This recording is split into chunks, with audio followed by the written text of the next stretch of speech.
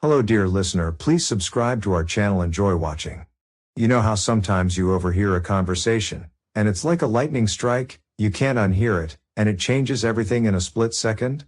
Well, that's exactly what happened to me.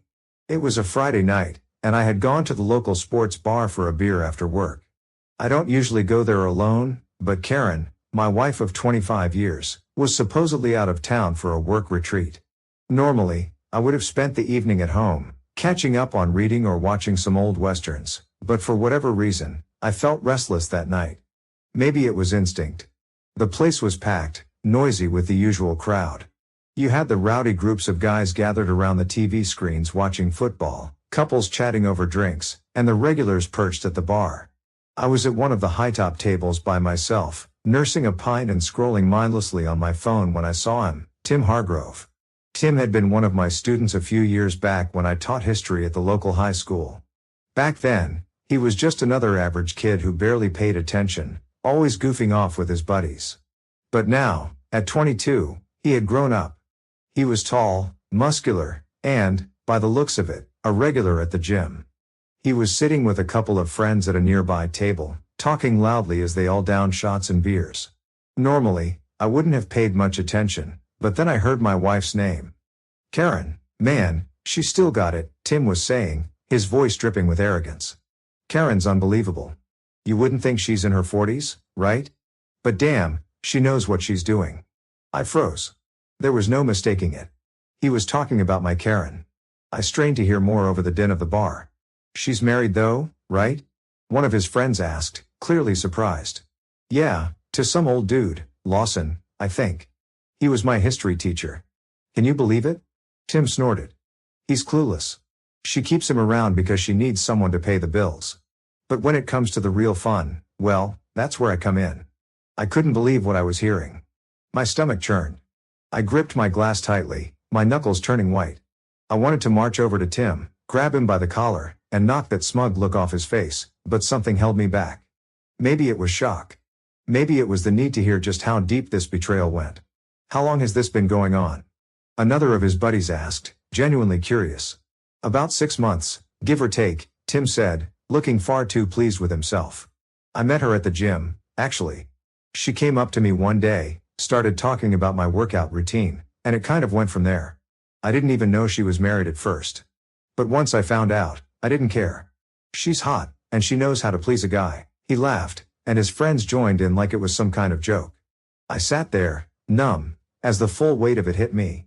My mind was racing, trying to piece together how I could have been so blind.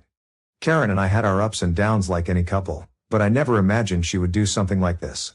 I thought we were solid. I thought she was happy. I left the bar in a daze, unsure of what to do next. My first instinct was to confront her, to demand answers, but I knew better.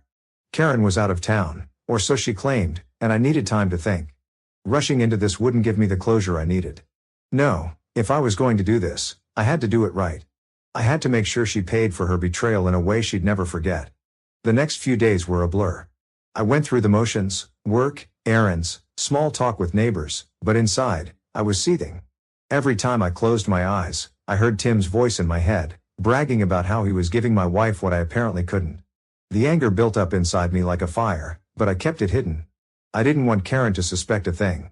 When she returned from her work retreat, I played the part of the doting husband, asking her about her trip and pretending everything was normal. She seemed happy to be home, smiling and laughing as if nothing was wrong. But all I could think about was how many lies she must have told me. I started paying more attention to her movements, watching for any signs of her sneaking around. Sure enough, she began slipping out of the house more often, going to the gym, running errands, meeting friends for coffee. I wasn't an idiot. I knew exactly where she was going, and I made sure to keep track. She thought she was being clever, but I was always one step ahead. And while she was busy with Tim, I was busy putting together my plan. One Saturday, when I knew Karen was with Tim, I put the next phase of my plan into motion. I made sure to be seen around town, casually running into a few mutual friends and dropping hints that Karen had been spending a lot of time at Cindy's place recently. I didn't outright accuse her of anything. No, that would have been too obvious. Instead, I let the rumor mill do the work for me. By Monday, word had started to spread.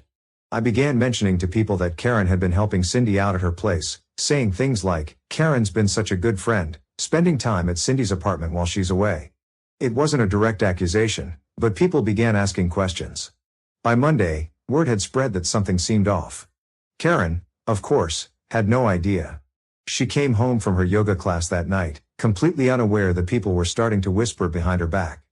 But I knew it was only a matter of time before the gossip reached her, and when it did, she'd start to panic. I was counting on it.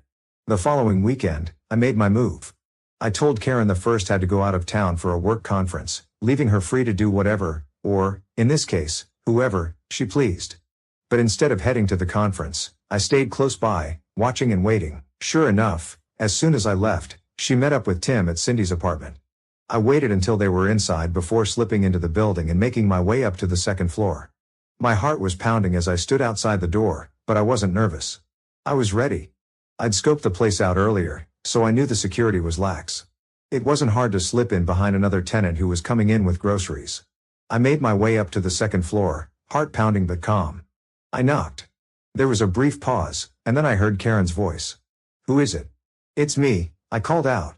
A second of silence, followed by the sound of shuffling inside. I could picture her scrambling to cover up whatever they were doing. When the door finally opened, Karen stood there, wide-eyed and disheveled, wearing nothing but a bathrobe. "John, what are you doing here?" she stammered, her voice high-pitched with panic. "Funny," I said, pushing past her into the apartment. "I was about to ask you the same thing." Tim was in the bedroom, half-dressed and clearly caught off guard. He looked at me like a deer in headlights, frozen in place. Well, I said, walking slowly toward him. "What do we have here?" Karen was already babbling, trying to explain herself, but I wasn't interested in her excuses. My focus was on Tim. The kid who thought he could walk all over me and take what was mine. He didn't know it yet, but his little game was about to come crashing down. "You know," I said, my voice low and steady, "I could beat the living hell out of you right now. But that would be too easy. I've got something better in mind." Before they could react, I pulled out my phone and showed them the footage I'd recorded, videos of them entering the apartment together, time-stamped and clear as day. Their faces drained of color. "I've got months of footage," I continued. "Different locations. Different times. Don't think you were being careful, because you weren't." Tim looked like he was about to throw up, and Karen, well, she just stood there, speechless. For once, she had nothing to say. "I'll be in touch," I added, turning to leave. I walked out of that apartment, leaving Karen and Tim in stunned silence. The door closed behind me with a satisfying click, and as I made my way down the stairs, I could feel the weight of everything lift just a little. I wasn't finished, not by a long shot, but this was the first step. Over the next few days, I kept up the charade at home, playing the part of the oblivious husband, but Karen was different now.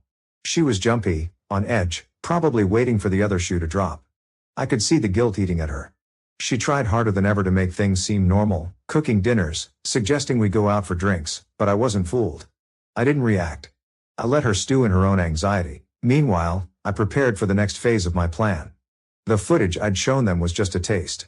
I'd compiled everything into a neat little folder, videos, text messages, even phone calls I'd managed to record. Karen didn't know it yet, but her life was about to unravel, piece by piece. A week later, I filed for divorce. I'd been to see a lawyer in secret, and with all the evidence I had, I knew I'd come out on top. But it wasn't just about ending the marriage. I wanted Karen to feel the consequences of her actions. So, I made sure everyone knew. I leaked the footage to a few close friends, just enough to ensure the gossip would spread like wildfire. And spread it did. It didn't take long for the news to reach her workplace, either. Her bosses weren't too keen on the idea of an employee wrapped up in a scandal, especially one involving an affair with a much younger man. Karen was called in for a meeting, and within days, she was placed on leave. Her professional reputation, carefully built over years, began to crumble. Tim wasn't spared either. Word got out about his affair with a married woman, and while he didn't have much to lose in terms of a career, the fallout hit him where it hurt the most, his social life. His friends started distancing themselves, and the gym where he liked to show off? Let's just say he wasn't the most welcome face there anymore. As for me, I moved out of the house and into a small apartment downtown. It wasn't glamorous, but it was mine. I focused on rebuilding my life, reconnecting with old friends, and finding peace in my own company. The divorce was finalized within a few months, and though the process was emotionally draining, it felt like a rebirth by the end.